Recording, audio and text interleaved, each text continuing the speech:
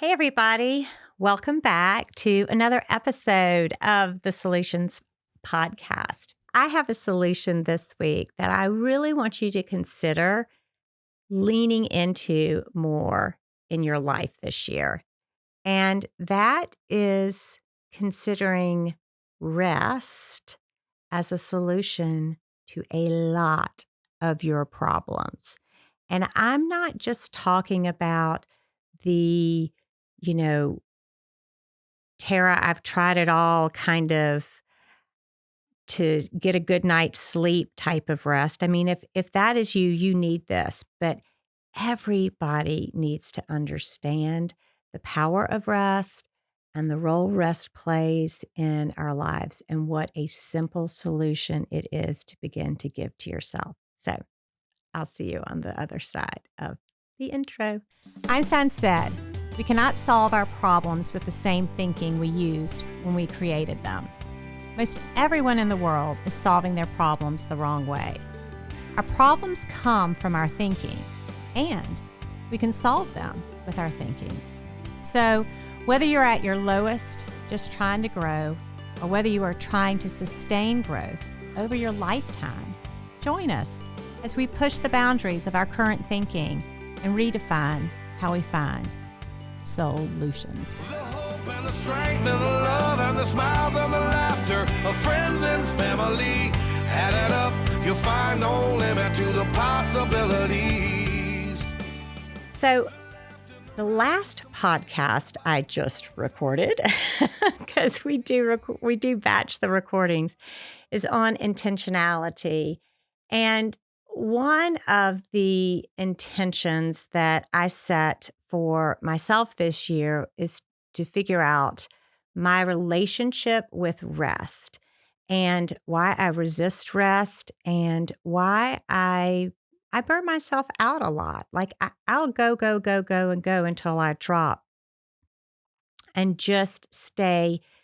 My mind's just insatiable drive to be productive and to be busy are at the heart of this.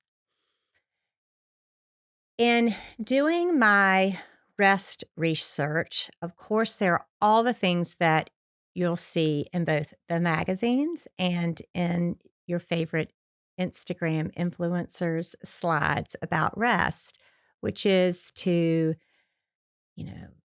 turn off all of your computers and before a certain time before you go to bed, to eat before, stop eating at a certain time when you go to bed, to turn the temperature to the right temperature, to turn the lights out, have a weighted blanket, don't drink, all of the things. Like they're going to be all of those things that people suggest for you. And especially for my midlife women, and that could be anywhere between the ages of 35 and 60. If you're still experiencing hot flashes and things, I mean, that is definitely going to interrupt your rest.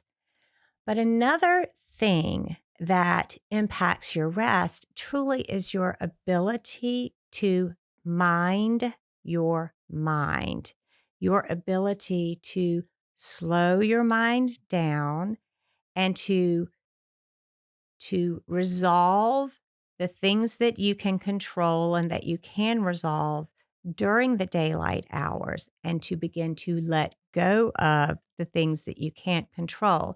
Because let's admit it, there's, that 2 a.m. to 3:30 a.m. time block is just the perfect point in your sleep pattern where your subconscious is just going to start to go fishing for a bite. It's just going to start to throw things at you that you have unfinished on your plate, and even begin to, like, once it hooks you there, right? It's like going to start with that thing that you forgot to do and that you don't want to forget to do tomorrow. And once it hooks you, it's almost like that part of your brain has to reel you in. Like, think about, it's a fishing metaphor, right? It puts the worm on the hook, which is that thing you forgot, cast the reel, and you grab a hold of that worm. And then to keep you on the line, it's like, oh, yeah. And then there are all of these other things out there that you aren't doing or you haven't been productive enough with. Or there's that person that you saw in the grocery store 3 months ago and you told them you'd reach out to them and call them and you haven't.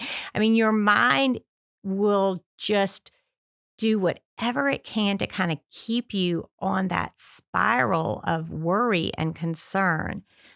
So, one of the things that you can do to get more rest is to begin to be kinder to yourself, more compassionate to yourself, more empathetic to yourself in your waking hours.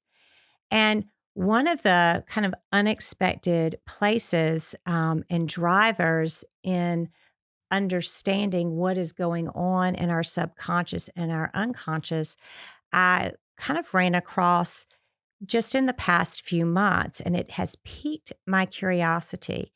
But there's a book that was recently written and released by Elise Lowen, and it's called On Your Best Behavior, or On Our Best Behavior, actually, is what she calls it.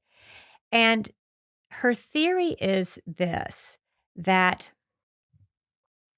we are all carrying deep within our psyches an imprint of the 7 deadly sins. And whether you have grown up in a Judeo-Christian household or not, that if you have grown up in Western society and Western culture, the 7 deadly sins and the prohibitions against them are impacting you. And the reason she knows it is because she did not grow up in a strong home faith environment or in a church. She said she grew up in a very intellectual environment and a bit of an agnostic household. And yet she found that by the time she was 17, she was hyperventilating in certain situations because she was feeling so much of the pressure of not being productive enough, that she just couldn't calm herself down. And as just kind of a brief touch point, one of the 7 deadly sins is the deadly sin of sloth. Sloth is laziness. Sloth is, what we are all warned against as children. I can remember my mom saying to me, idleness is the devil's workshop, Tara. And as a child, I mean, that's really a relevant thing and a good instruction to be reminded of. But when it begins to impact you in your adult life in a negative way, where you cannot ever feel like you have gotten enough done to earn your rest or to earn your time for yourself, then Houston, we have a problem. I had a client describe it to me this way. She said, I feel like I'm constantly like Cinderella and I want to go to the ball. And when I ask my wicked stepmother if I can go to the ball with my stepsister, she says, of course you can, Cinderella. After you do all of the laundry, mend your sister's dresses, get the floors, mopped and everything put up. And then, of course, when you find enough scraps to put together to sew your party dress for yourself, of course, you can go to the ball then. And it's this idea that I can't stop to enjoy myself until I get all of this stuff done. Now, you can see how this is just prime fodder for the subconscious at 2:15 in the morning to just come knocking on your good night's sleep. And this is a bit of an unusual suggestion. It's not the suggestion that you're going to see in the magazines or maybe on just a really pretty Instagram slide, but it's a suggestion to begin to take some time to do some inquiry work with yourself and your belief system to see how this idea of sloth as a deadly sin may almost be a type of generational trauma that has been passed on for thousands of years to you and the world now. And when I suggest that you take a moment to just stop, look, and listen to why you are getting the results that you're getting in life that you don't want, which, for example, would be a good night's sleep or a well rested you, when you continue to get the same result over and over again and nothing is changing, there is still hope for you. There is still something that you can do. And in this case, I'm suggesting like you might begin to just dig a little deeper to see what is the historical reference point for this. Get a little curious into, isn't that interesting that collectively we have this belief system that this is a bad thing? And I don't think this is something that you can underestimate the impression of the titling of the seven deadly sins, because when the concept of the seven deadly sins was developed sometime in the 4th century AD, in the reign of Constantine and the Convention of Nicaea. I know it's very kind of geeky church history here on my part, but this is when it started.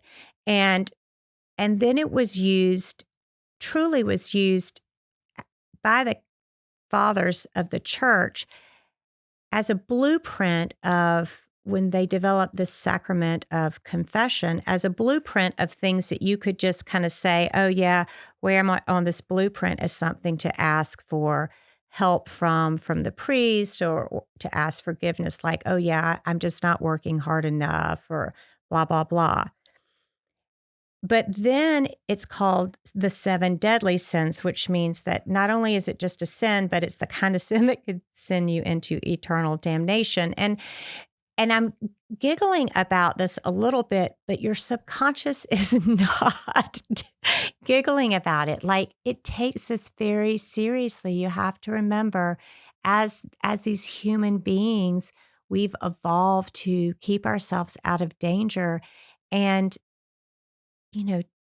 thousands of years of people worried, truly worried that if they were slothful, that they could go to hell.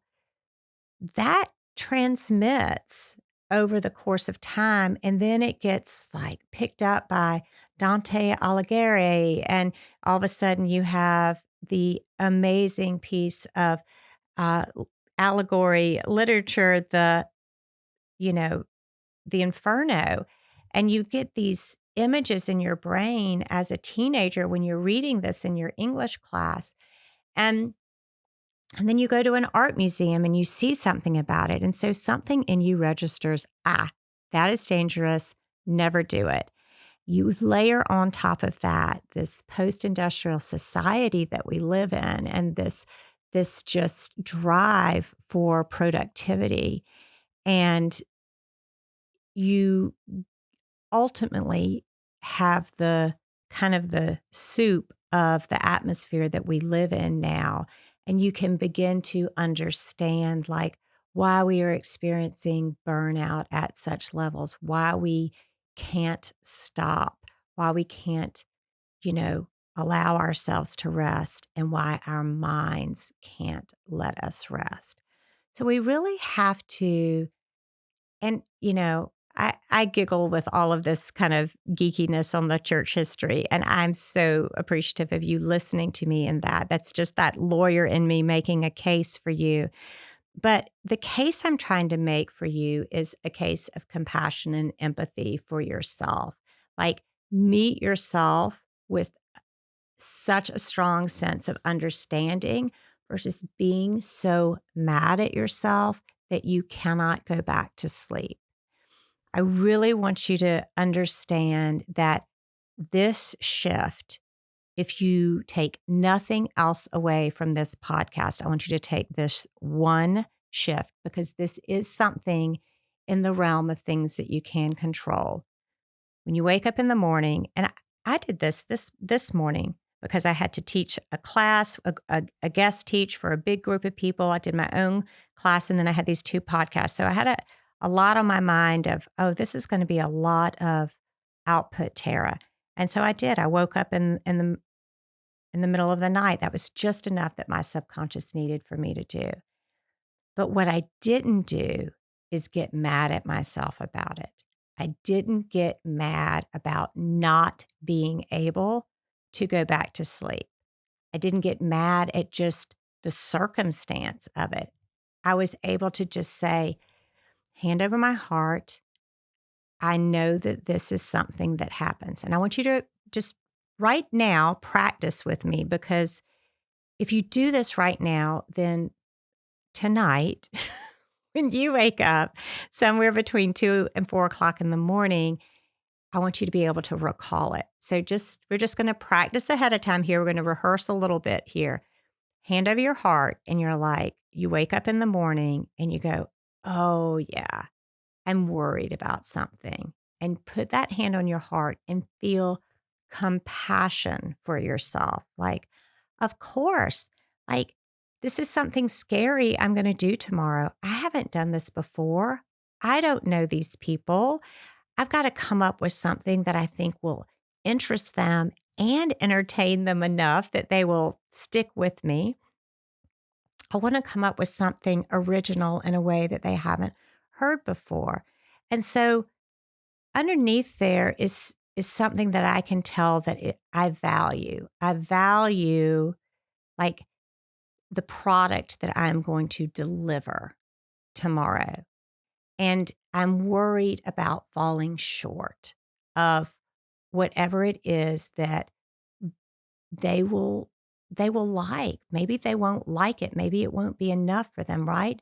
So there's just a deep sense of compassion for myself as a human being that's like, oh yeah, you're doing something you haven't done before. This takes courage. Of course you're worried about it. And then yeah, your brain is working. Of course, your brain brought this to your attention. Okay, what can I do?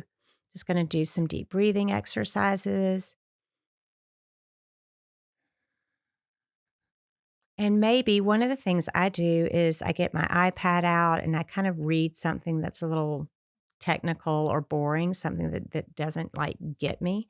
Um, and I might read about that until my eyes get tired. What you didn't hear me say was, "Ugh, oh my gosh, I have got to get some sleep. Tomorrow's a really important day. I can't have circles under my eyes and be on this Zoom call with all of these people who are going to look fabulous and like toss and turn and pull the covers and then reach over for my glass of water and knock the water off the thing and then have my husband wake up and then stomp out of the room." And do you see how something as simple as shifting from being angry at the situation to meeting yourself with a place of understanding will have a totally different result? Was I still awake this morning for about 45 minutes or an hour? Yes. But then I went back to sleep, and then I got up, and then I didn't think about it again. I never thought about it as hindering me. I just woke up actually with more of a feeling of, be kind to yourself, be kind to yourself, be kind to yourself. Remember, You're doing something new today. You're trying something. You're putting yourself out there. You're a little tender today. Maybe you're vulnerable. Like, how can you take care of yourself in a way today that just is with more understanding? What can you take off your plate? Can you get some movement and exercise? Versus waking up and just saying, I just didn't get any sleep. And then just talking about it and telling your husband, like, I can't believe I didn't sleep. Like, and then piling it on the last time you didn't get any sleep, and the last time you didn't get any sleep, and the last time you didn't get any sleep. The thing you cannot control is the fact that you're a human being with a human brain that is going to wake up in the middle of the night from time to time.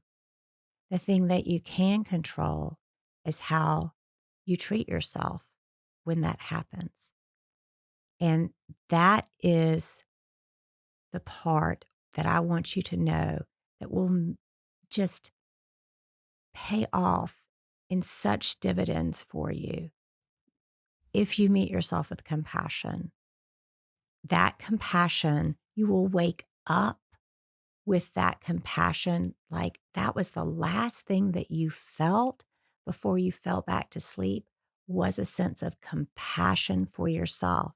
That is going to be the first thing that you wake up feeling in the morning. And then you're going to be kinder to yourself throughout the day. So it's like becoming aware of the action that you take and the results that it's creating in your life. And it's truly like, is it producing more stress in my life or more compassion in my life? And leaning into, at any moment, making the shift to more compassion. The benefits are just going to be life changing for you. So I want you to remember today's podcast because everybody struggles with getting enough rest. Everybody struggles with feeling productive enough. And the next time those thoughts occur to you, I want you to recall today's podcast. And I want you to remember, like, oh, yeah, there's a reason I'm driving myself to be productive and I don't think I can rest. And it has something to do with the 7 deadly sins. And if I sit down or I give myself a few minutes of rest, I'm pretty sure I'm not going to burn in the 7th circle of hell for it. But if I don't give myself some rest, I am going to create burnout at the level of the 7th circuit of hell in my actual life here today. So take the opportunity to just unwind a little bit of that collective, socialized mindset that you can't rest. And then in the middle of the night, when your mind starts to racing, also remember this podcast. And it's like, oh yeah, that's what brains do. I'm worried about something that just shows me how important this thing is to me. And hand over your heart and just be compassionate. And if you need to pick up something to read, you need to pick up something to read, but just let it play out without any over dramatizations of covers throwing and shouting and all of those things.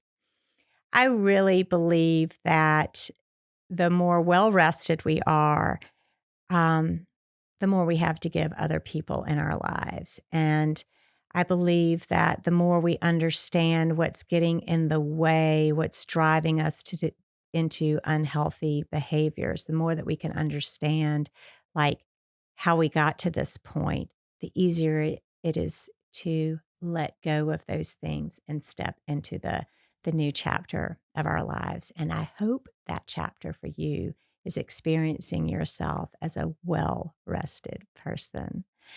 Until next time, you can give this a little review and share it with a friend. That would be very, very helpful for me to know that it'll inform the algorithm that you like it, and it will tell the algorithm to share it with more people. So thank you so much. I really would appreciate if you would do that for me, because I can't tell you how much I love doing this for you. Until next time, my friends, have a great day. 'Cause I ain't done living the life I'm meant to lead. And I ain't done loving the ones who cared for me. The hope and the strength and the love and the smiles and the laughter of friends and family.